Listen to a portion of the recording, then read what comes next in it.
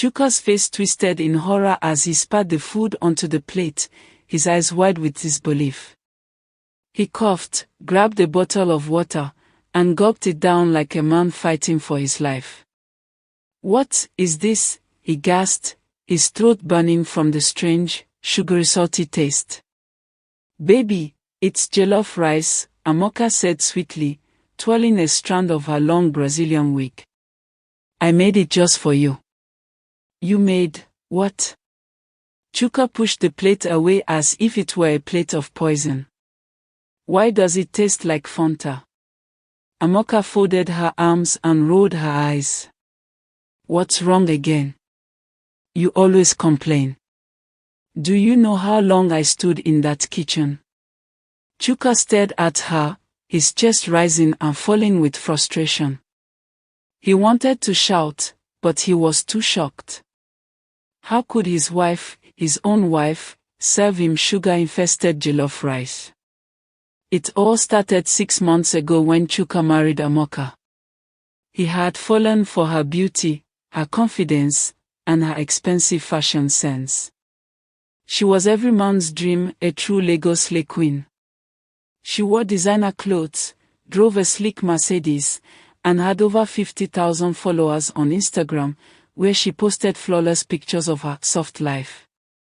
Chuka, a hard-working businessman from Anambra, had built his life from the ground up. He believed in family, tradition, and, most importantly, good food. His mother had taught him that a woman who could not cook was like a car without an engine. But love had blinded him. He had assumed that, with time, Amoka would learn. He was wrong. Very wrong. From the first day of their marriage, Amoka made it clear, she did not like cooking.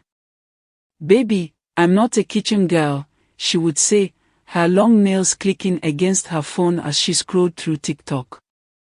"You know, I grew up with housemates. Cooking is just stress." Chuka laughed at first, thinking she was joking. But as the weeks passed, he realized it was no joke. Every evening, she ordered takeout from expensive restaurants.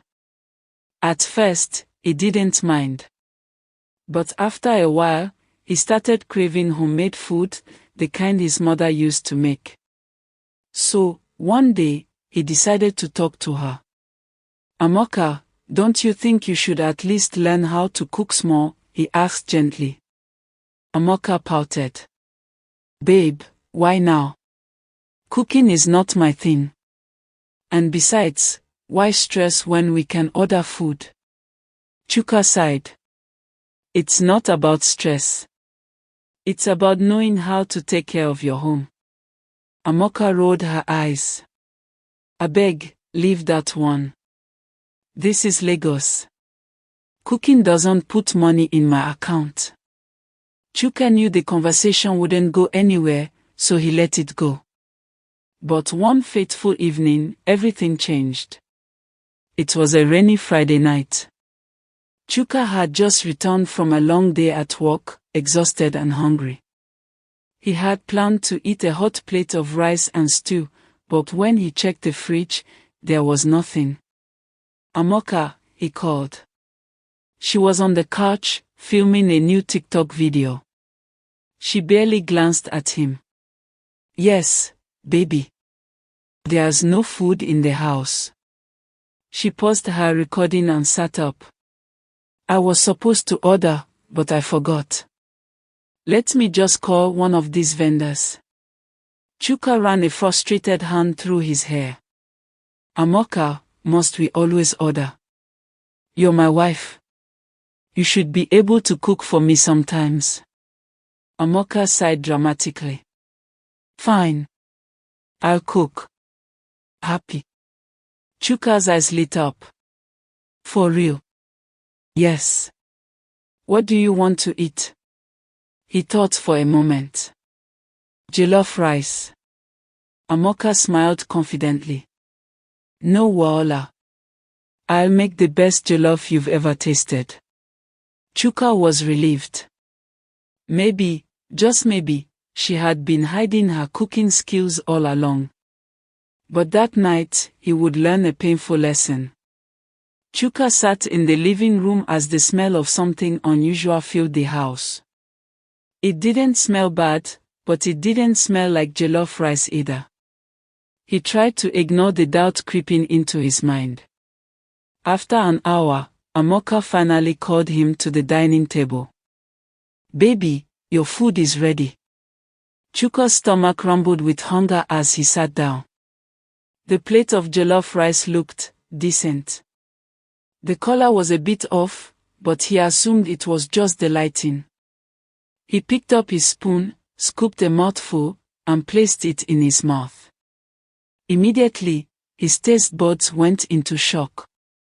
The rice was sweet. Not a little sweet. Not just a hint of sweetness. It was as if someone had poured an entire bottle of sugar into the pot. Chuka coughed violently, grabbing a bottle of water and gulping it down. "What is this?" he gasped. Amoka beamed proudly. "Jollof rice. I used my special ingredient." Chuka's hands trembled.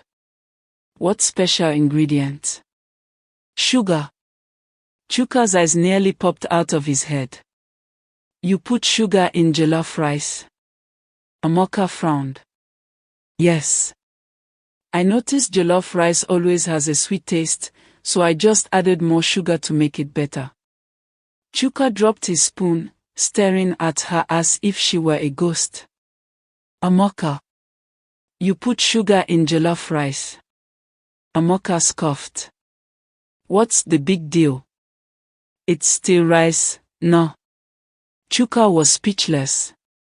He felt betrayed. He felt defeated.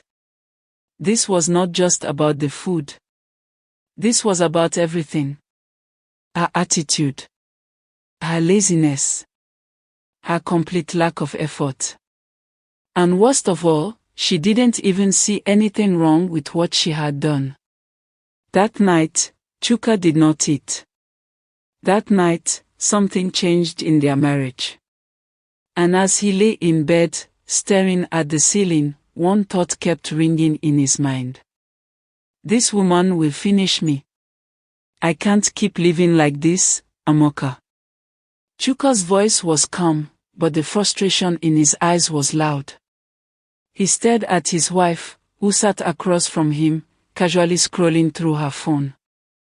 "I don't understand," Amoka replied, not even looking up.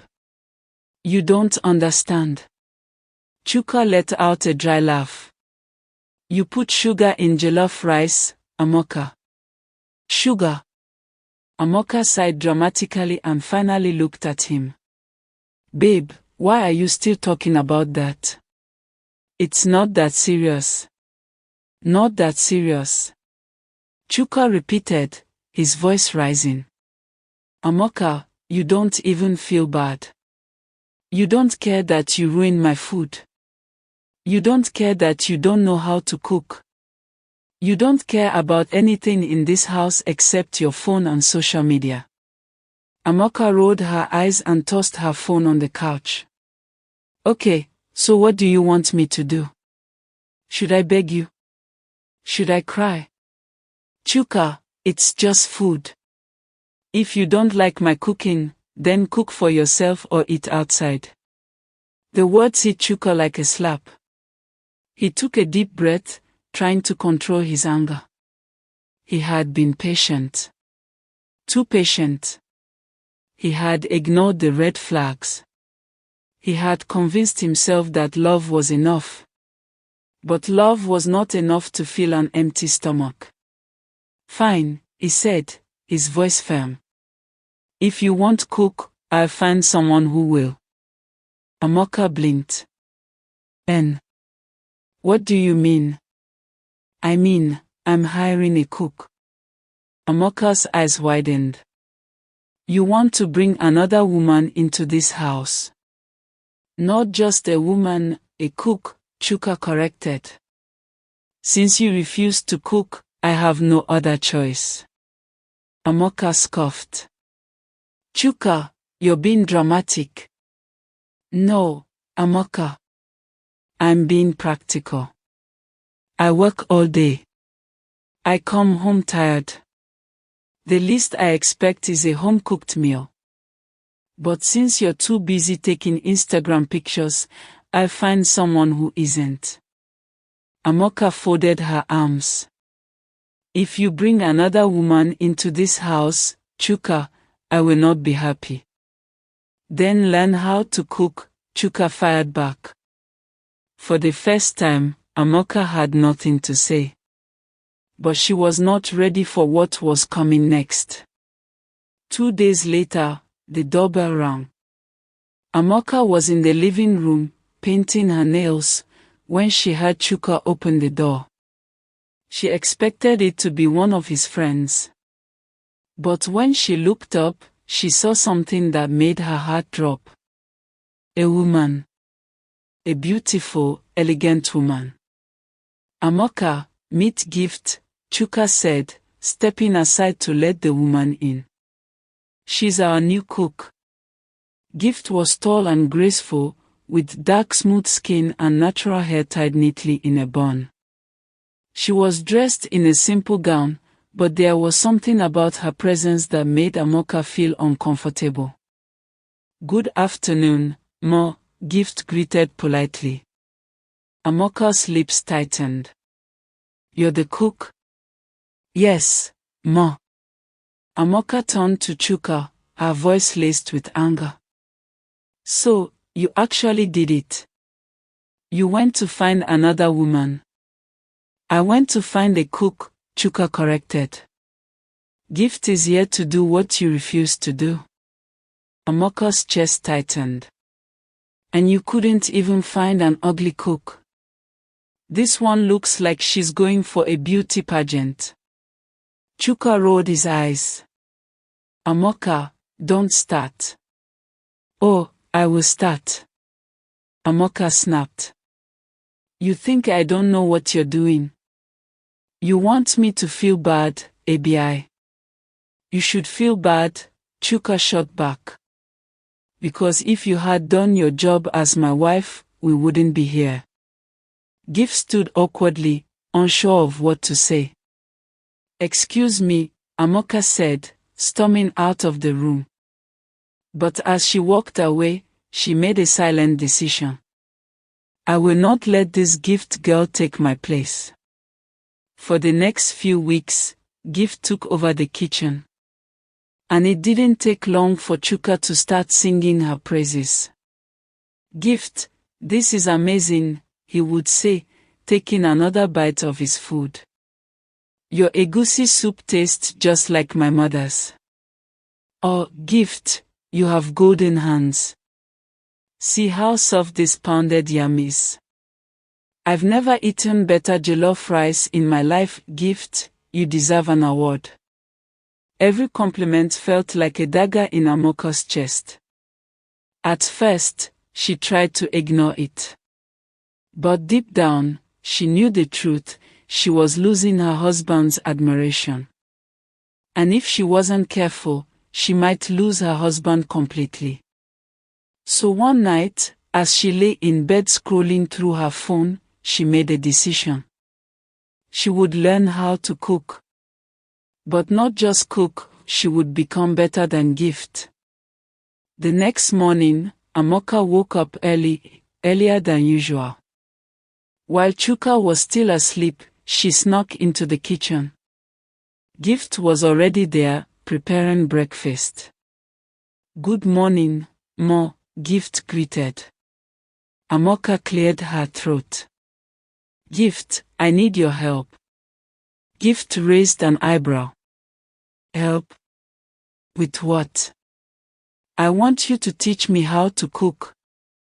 Gift's eyes widened. Ma, are you serious? Dead serious, she replied. Gift hesitated. She knew Amoka didn't like her. But she also knew that if she refused, there would be trouble. Okay, Ma, she said finally. And so, the lessons began. Every morning, Amoka would wake up early to practice. At first, it was a disaster. She burned the rice. She added too much pepper. She nearly set the kitchen on fire. But she did not give up. Slowly, she started to improve. She watched YouTube videos. She took notes. She practiced when Gift was not around. And finally, after weeks of hard work, she was ready. One evening, when Gift was about to cook dinner, Amoka stopped her. "Don't worry, Gift," she said with confidence. "I'll cook today." Gift's eyebrows shot up. "Are you sure, Ma?" "I'm sure." Gift stepped back, watching as Amoka took charge of the kitchen. She moved with confidence, chopping vegetables, frying stew, and boiling rice. For the first time, she looked like a real wife. When the food was ready, she served Chuka's plate and took a deep breath. This was the moment of truth. Chuka took his first bite. He chewed. Paused. Took another bite. Then another. His eyes widened in shock. "Amoka, this food is amazing." Amoka's heart swelled with pride. "Really? Really?" Chuka said, his face full of excitement. "Did Gift cook this?" "No," Gift said, smiling. "Your wife did." Chuka turned to Amoka, his eyes filled with disbelief. "You made this?" Amoka smiled. "Yes, I did." For the first time in their marriage, Chuka looked at his wife with admiration. And for the first time, Amoka felt like she had truly won. But the real victory was yet to come. "Gift, I want to thank you for everything. But I think it's time for you to go." Gift turned around slowly, her hands still wet from washing dishes. She blinked in confusion, staring at Chuka. "Sir," she asked, unsure if she had heard correctly. Chuka gave her a small smile. "You've been a great help, but my wife has finally stepped up. She's ready to take over the kitchen now." For a moment, Gift was speechless. She looked over at Amoka, who stood at the kitchen doorway, arms crossed, a victorious smile on her face. "I understand, sir," Gift said with a polite nod. "It's been a pleasure working here." Amoka couldn't hide the smirk on her lips as she watched Gift pack her things. "I told you, Gift. You weren't going to take my place." Chuka was in shock. His wife, the same Amoka who had once put sugar in jollof rice, was now cooking the best meals he had ever tasted. She had become confident in the kitchen, moving with ease, preparing delicious soups and stews without hesitation. Every evening, Chuka would come home to the rich aroma of homemade meals. The days of eating out or struggling through tasteless food were over. "Wow, Amoka, you've really changed," he said one night as he enjoyed a plate of her perfectly cooked ogbono soup. Amoka laughed, flipping her long braids over her shoulder. "I told you I could do it." "I'm impressed," Chuka admitted. "I honestly didn't think you had it in you." Amoka scoffed. "Wow. Such a supportive husband." Chuka chuckled, but deep down, he was truly grateful. The tension in their marriage began to ease. Fights became fewer. Laughter returned to the house. Chuka started spending more time at home, enjoying the meals his wife prepared with love. Amoka also felt different. She had always been confident in her looks, her fashion, and her social media presence. But now, she felt a new kind of confidence, the confidence of a woman who had built something valuable in her home. Everything seemed perfect. Until one evening, when Amoka's mother-in-law showed up unannounced. Chuka's mother, Mama Ada, was a strong-willed Igbo woman with sharp eyes and an even sharper tongue. She had never been Amoka's biggest fan. "My son, I was just passing by and decided to stop over," she said, sitting down and looking around the house. "I hope you have something for me to eat." Chuka grinned. "Of course, Mama. Amoka has been cooking amazing meals these days." Mama Eda's eyebrows lifted. "Amoka? Cooking?" She let out a short laugh. "That one. Cooking." Amoka's jaw tightened, but she forced a smile. "Yes, Mama," she said sweetly. "I've been practicing a lot." Mama Ada leaned back in her chair. "Okay, then. If it's true, prove it. Cook for me now. Let me see if my son is telling the truth." Chuka looked at Amoka, waiting for her reaction. A few months ago, she would have panicked.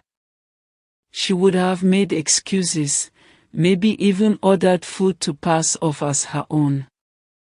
But today, she simply smiled. "No problem, Mama. What would you like to eat?"